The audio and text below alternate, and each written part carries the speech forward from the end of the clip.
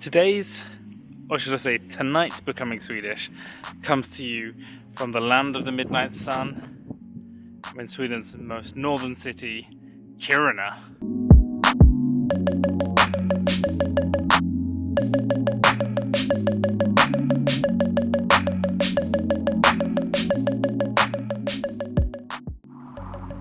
Over the coming days I'm going to be checking some items off my Becoming Swedish bucket list, showing you a little about the city and the surrounding area.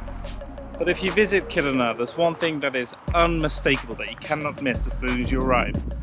And that's this gigantic iron mine that dominates the city. Mining in Kiruna is so deep and has dug so many minerals out of the ground over the past 100 years that it's gone closer and closer to the city where the local population lives and practically all of the workers from the mine live.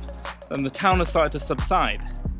So the local government have made a really tough decision that they're actually going to move parts of the city centre 3 kilometres down the road. This means building a new town centre, this means demolishing old buildings, it means a complete regeneration and complete town planning and a complete relocation of large parts of the town. It's a fantastic exercise in architecture, town planning, and frankly of a community working together to keep this mine running and to keep the town safe. But just looking at this mine, you can just see how important it is to the town. And the first victim of the subsidence, this is actually the old city hall. One of the first to be demolished, and they've already built the new city hall.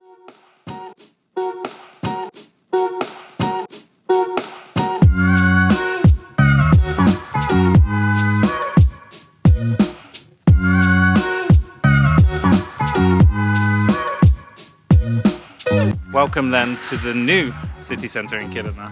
You can see behind me it's not quite finished yet, there's still a lot of work to do, but we do have this beautiful city hall. It's really nicely done.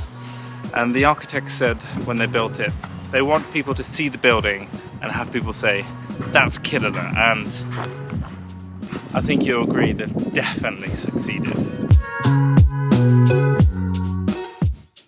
Even the church, which has stood here since the city's foundings, it's also going to move to the other side of town. Feels like a lot of work to me, a lot of planning.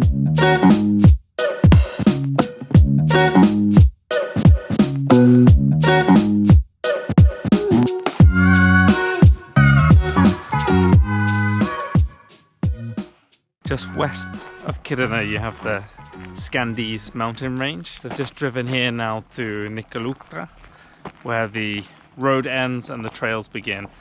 Not going hiking today, but hoping to catch a bit of a peek at some of the mountain tops.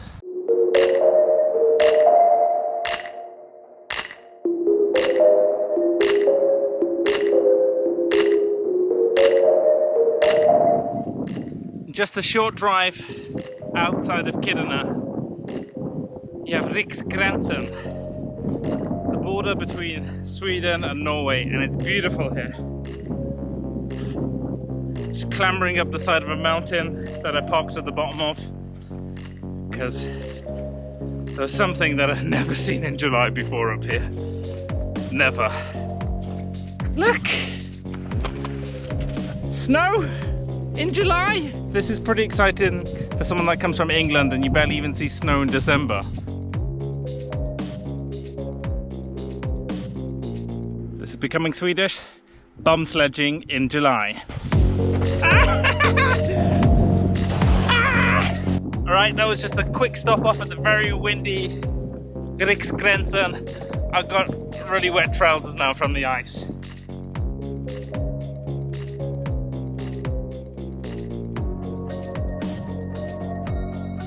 So this has been Becoming Swedish in Kiruna in Swedish Lapland, but hang with me because over the next coming days I'm going to be checking some other items off my Becoming Swedish bucket list. Some adventures that I didn't really expect that I could manage to do in the few days that I'm here, but this is really the only place in the country I'm going to have a chance to do them, so I have to make use of this time. Thanks a lot for watching. If this is your first time watching Becoming Swedish, please consider hitting that subscribe button and make sure you hit the notifications. I've got loads of items from my list of 73 tasks, adventures that I'm going to try and go on before I hand in my Swedish citizenship later this year. Thanks again for watching. See you next time.